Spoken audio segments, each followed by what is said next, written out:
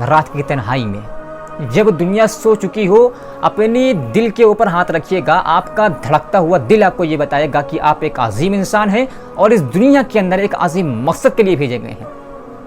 یا رات کے 2:30-3 بجے جب سناٹا چھا چکا ہو، اپنی سانسوں کو محسوس کرنے کی کوشش کریے گا. آپ کی بہتی ہوئی سانسیں آپ کو یہ خبر دیں گی کہ آپ کون ہیں، کہاں سے آئے ہیں اور کہاں جا رہے ہیں اور آپ کو کدھر جانا ہے. السلام علیکم ورحمۃ اللہ وبرکاتہ. دوستوں، امید ہے کہ آپ سبھی لوگ خیریت سے ہوں گے. سب سے پہلے تو ہم معذرت چاہتے ہیں کہ کسی مجبوری کی وجہ سے تقریباً 2 سے 3 دن ہو گئے اور ہم آپ لوگوں سے کچھ بات نہ کر سکے. آج ہم تقریباً 3 دن کے بعد آپ سے کچھ کہنا چاہتے ہیں. ہم کہنا یہ چاہ رہے ہیں کہ دوستوں، کیا ہم لوگوں نے کبھی سنجیدگی کے ساتھ اس بارے میں سوچنے کی کوشش کی ہے کہ ہماری زندگی کا مقصد کیا ہے؟ میں اس دنیا کے اندر کیوں بھیجا گیا ہوں؟ میں کہاں سے آیا ہوں؟ میں کہاں تک جا سکتا ہوں؟ میری لمٹ اور انتہا کیا ہے؟ میری حقیقت کیا ہے؟ کیا سوچنے کی کوشش کی ہے؟ کیا پیسے کمانا، کھیل کود کرنا، سڑکوں پر عیاشی کرنا، شادی کرنا، اولاد پیدا کرنا، اونچے اونچے بزنس کھڑے کر دینا، بڑے سے بڑا بزنس پھیلا دینا، اونچی اونچی عمارتیں تعمیر کر دینا اور مر کر کے چلے جانا، کیا یہ زندگی کے مقاصد ہیں؟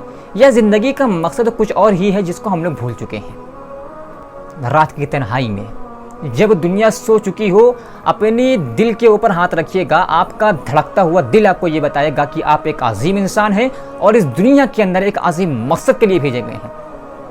یا رات کے 2:30-3 بجے جب سناٹا چھا چکا ہو، اپنی سانسوں کو محسوس کرنے کی کوشش کریے گا.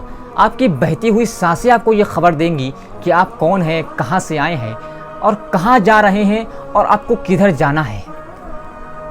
دوستو، ہم آپ سے یہ کوئی ایز اے فارملٹی نہیں کہہ رہے ہیں، ہم آپ سے کوئی رسمی طور پر یہ بات نہیں کہہ رہے ہیں، بلکہ آپ اس کے اوپر عمل کرنے کی کوشش کریے گا. جب آپ عمل کریں گے تب آپ کو معلوم ہوگا کہ میں آپ سے یہ بات کیوں کہہ رہا ہوں اور اس بات کی اہمیت کیا ہے. آپ کے سامنے ایسے ایسے حقائق کھلیں گے کہ آپ حیرت میں پڑ جائیں گے. ایک نئی زندگی کا آپ احساس پائیں گے، ایک نئی دنیا آپ کے سامنے کھل جائے گی. عمل کرنے کی کوشش کریے گا. لیکن افسوس اس بات کا ہے کہ ہم میں سے زیادہ تر مسلمان، ہم میں سے زیادہ تر لوگ زندگی کے مسائل میں ایسا الجھ چکے ہیں کہ ہمارے پاس ان سوالات کے بارے میں سوچنے کے لیے، غور و فکر کرنے کے لیے وقت نہیں ہے.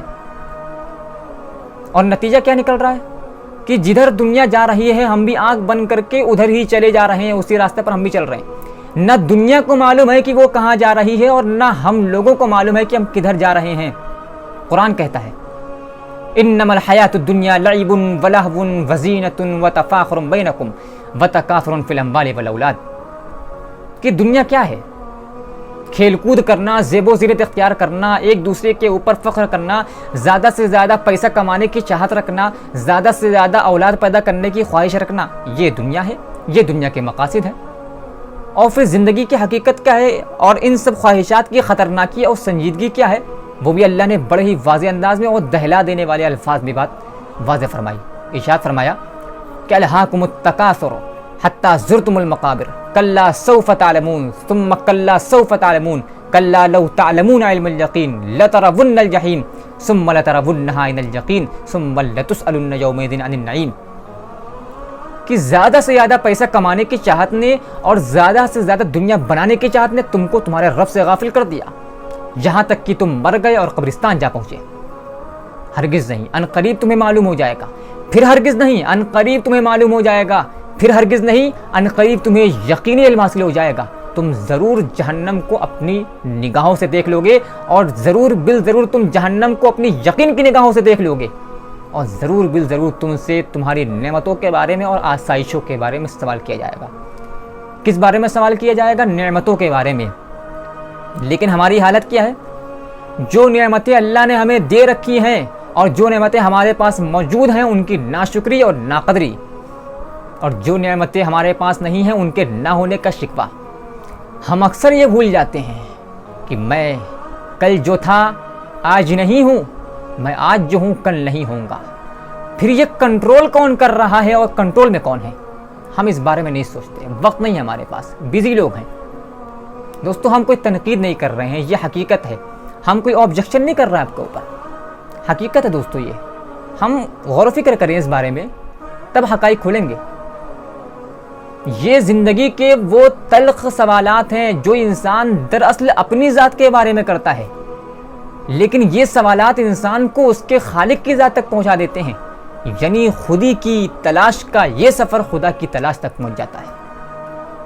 اور بڑی حیرت کی بات ہے کہ دنیا کے اندر نہ جانے کتنے فلاسفر اور کتنے سائنٹسٹ ایسے گزر چکے ہیں کہ جنہوں نے نہ جانے کیسی کیسی گتھیاں سلجھا دی، نہ جانے کیسے کیسے مسائل حل کر دیے، نہ جانے کیسی کیسی چیزوں کی ایجاد کر دی، لیکن خود اپنی ذات کے بارے میں زندگی بھر ایک سوال نہ کر سکے۔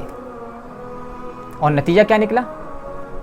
ڈھونڈنے والا ستاروں کی گزرگاہوں کا اپنے افکار کی دنیا میں سفر کر نہ سکا، اپنی حکمت کے خم و پیش میں الجھا ایسا آج تک فیصلہ نفع و ضرر کر نہ سکا۔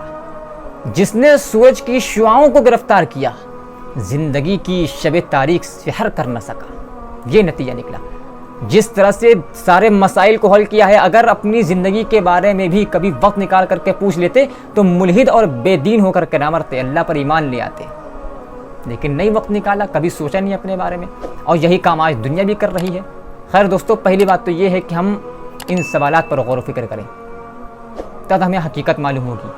اور دوسری بات ہم آپ سے یہ کہنا چاہتے ہیں، دوسری اور آخری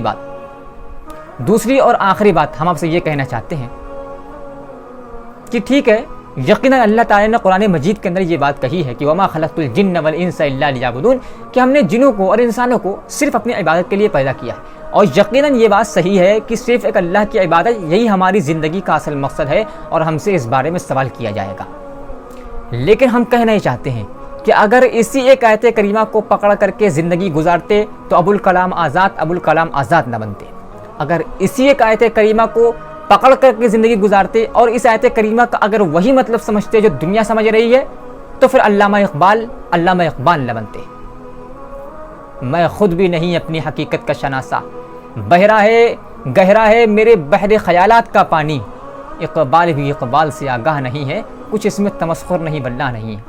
تو اگر اس آیت کریمہ کا وہی مطلب جو دنیا سمجھ رہی ہے اگر اقبال نے بھی سمجھا ہوتا تو پھر اقبال نہ بنتا۔ خیر دوستو، میرے کہنے کا مطلب کیا ہے؟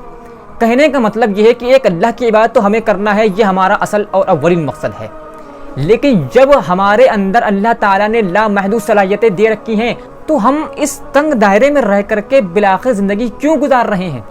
جب اللہ تعالیٰ نے ہمارے اندر لامحدود صلاحیتیں دے رکھی ہیں تو ہم ان لامحدود صلاحیتوں کو صحیح ڈائریکشن دے کر کے کچھ بڑا کرنے کی کوشش کیوں نہیں کرتے ہیں؟ بڑا افسوس ہوتا ہے جب ہم یہ دیکھتے ہیں کہ ایک ہٹا کٹا لامحدود صلاحیتوں کا مالک نوجوان، جس کو اللہ تعالیٰ نے ہاتھ دیے ہیں، دونوں ہاتھ سلامت ہیں، دونوں پیر سلامت ہیں، دیکھ سکتا ہے، سن سکتا ہے اور دنیا کا ہر وہ مقام حاصل کر سکتا ہے جو وہ حاصل کرنا چاہتا ہے، لیکن اس کے باوجود بھی لامحدود صلاحیتوں کا مالک انسان جب سگریٹ نوشی کر کے، جب شراب نوشی کر کے، جب شراب پی کر کے، سگریٹ پی کے، مسالہ کھا کر کے اور پب جی اور فری فائر کھیل کر کے اپنی قیمتی اوقات کو ضائع کر رہا ہوتا ہے اور اپنی لامحدود صلاحیتوں کو جب مار رہا ہوتا ہے، یہ دیکھ کر کے بڑا افسوس ہوتا ہے۔